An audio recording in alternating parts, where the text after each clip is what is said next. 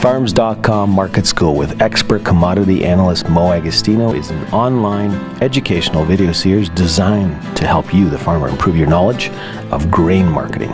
Farms.com Market School is brought to you by DeKalb Brand Seeds.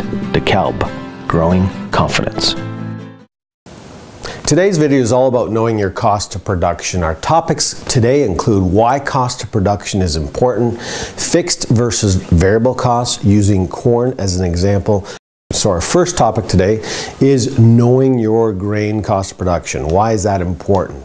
Well, budgets on a per acre cost equal a powerful tool for farm management. Knowing your input prices, knowing the amount of operating capital needed for production can be important because everyone needs cash flow to pay bills. A per bushel cost of production estimate is equal to an effective, better marketing decision, and that's the main reason we're talking about cost of production. A grower return is equal to the price times yield minus cost. Cost equals variable plus fixed costs. Cash costs equal actual cash transactions. Our second topic today is about fixed versus variable costs. Non-cash costs equal items such as depreciation. Variable costs increase or decrease as the use increases or decreases. Fixed costs, on the other hand, remain constant as use increases. Variable costs equal fuel, seed, fertilizer, herbicides, equipment repair, hired labor, etc. Fixed costs include insurance, property tax, self-employed labor.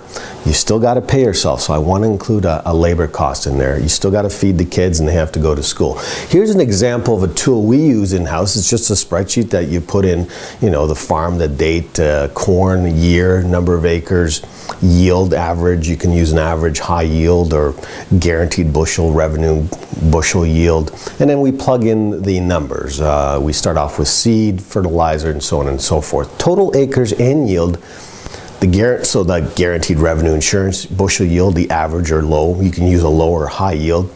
Less your cost equals your break even. We want to arrive at that break even. We start by entering the variable cost per acre, such as seed, fertilizer, and crop chemicals. We can then enter expenses for tillage, such as planting, cultivation, chemical, and fertilizer application.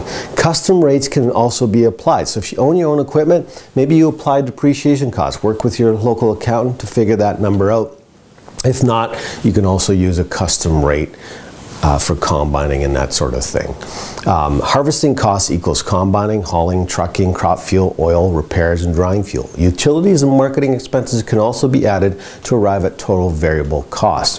Overhead fixed expenses equal land rent, interest, machine lease, real estate taxes, labor, storage, interest on operating loan, crop insurance, depreciation. Again, you either apply the depreciation or custom rate, and other miscellaneous expenses to arrive at total fixed costs.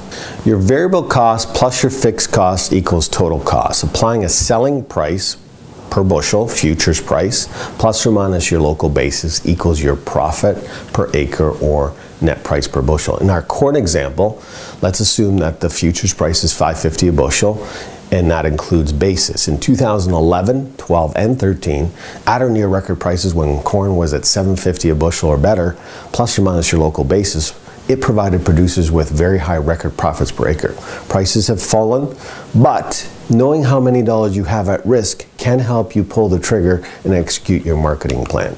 Break even in our example is at $3.40 a bushel, total profit per bushel of $2.10 a bushel, or $378 per acre. In the past, having $100 per acre profit any given year was very good. So again, that is why we want to know about cost of production. Understanding your break even, you can then wrap a marketing plan around that. In summary, knowing your cost of production and managing your inputs, both variable and fixed costs, are very important. Markets do not care about your cost of production or your costs, but having some idea when profits can be triggered is essential to making better marketing decisions, especially in a lower priced environment.